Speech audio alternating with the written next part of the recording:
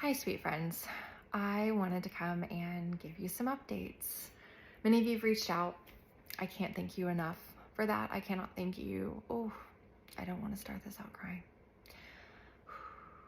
I can't thank you enough for the support you have given me over the past 5.5 years as I have poured my heart and soul into this work and this mission.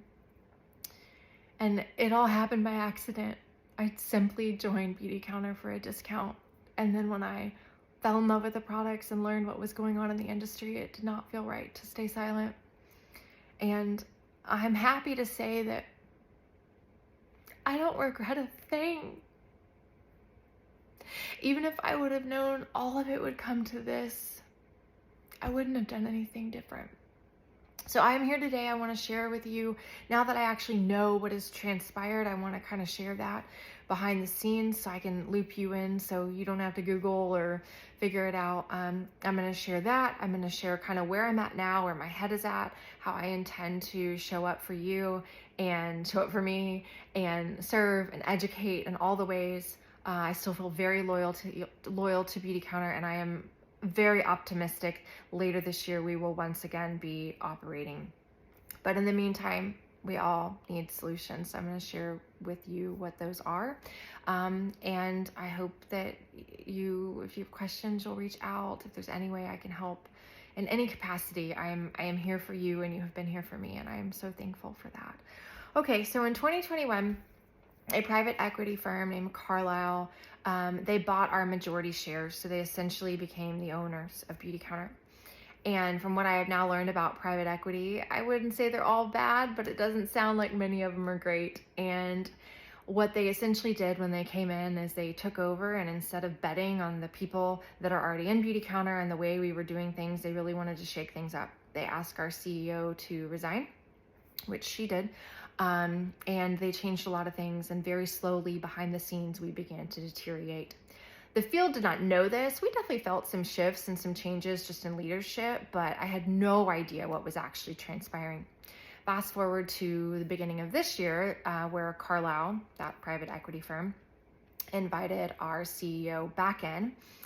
And she accepted that role and took over in February. And this was essentially kind of a Hail Mary, like, here's our shot to maybe save what we have got ourselves in. I don't believe Greg really realized that, the magnitude of what had transpired, the debt that had been accumulated to the tune of millions and millions and hundreds of millions of dollars. I don't know if that's necessarily public. I'm just sharing what I'm sharing. So here we are. So in early April, instead of Carlyle fundraising and making any attempts to save Beautycounter,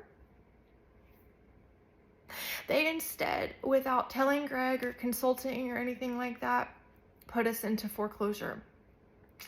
You need to know Carlyle as a private equity firm is not hurting. They chose profit over people. And this was shared with Greg early in April after they made that decision. And around mid-April, as you all know, that's when our site went dark, and Greg rallied with her people and her family and her friends and all of her connections and made the decision to buy Beautycounter back from the banks, which has been the process taking place behind the scenes. And we were, of course, told that the website should be back early May, and then everything will be running business as usual. We were thrilled as a field to have her back as the owner and her investors, and that change in leadership that we all adore Greg, and we're all betting on her. We were then and we are now. But the reality is there were so much new information being, revealed daily.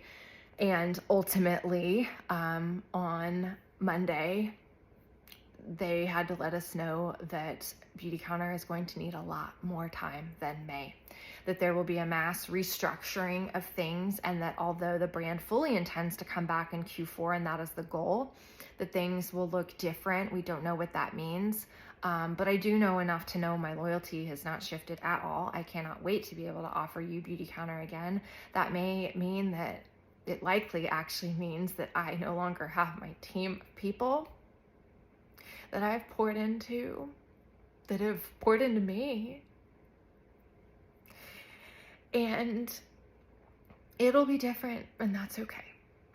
I fully believe in Beautycounter and our mission, and we need Beautycounter in this space. So that's kind of the background of what happened. Now, what am I doing now other than crying?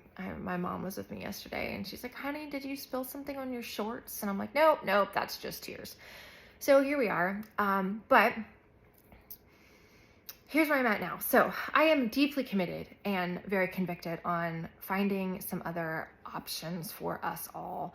And I'm also going to be clearing out a lot of my personal inventory to fill your gaps. I would love nothing more than to be able to support you in this time with Beautycounter products and get you all the way till Q4. I am so hopeful we will be back in Q4. I am also emotionally and mentally and financially preparing for that possibly not even to take place until January. I feel like if we've learned anything in the past few weeks, it is not at all that we can't trust Beautycounter. I do not feel that way, but I do feel like I can't trust the process, because the reality is the people at Beautycounter that I know and love, many of these things are still out of their control. So I would love nothing more than to tide you over with my inventory, and also that's probably not realistic. Ulta still has our products in person and maybe a little bit online, but from what I have heard, people are panic buying and a large majority of things are gone. So I feel that it is in my best interest and your best interest and anyone who's, impacted my business and my team to have other options. That pains me to have to go and financially invest and time invest and all the things after I'd landed on my unicorn of a brand. And I also know that the reality is I'm not going to find a Beautycounter dupe. I'm going to have to compromise somewhere, but I will not compromise on safety, and I will not compromise on performance. I know I will not be able to find a brand that is advocating how we advocate. I'm recording this video on a day that I should have been at Capitol Hill in DC.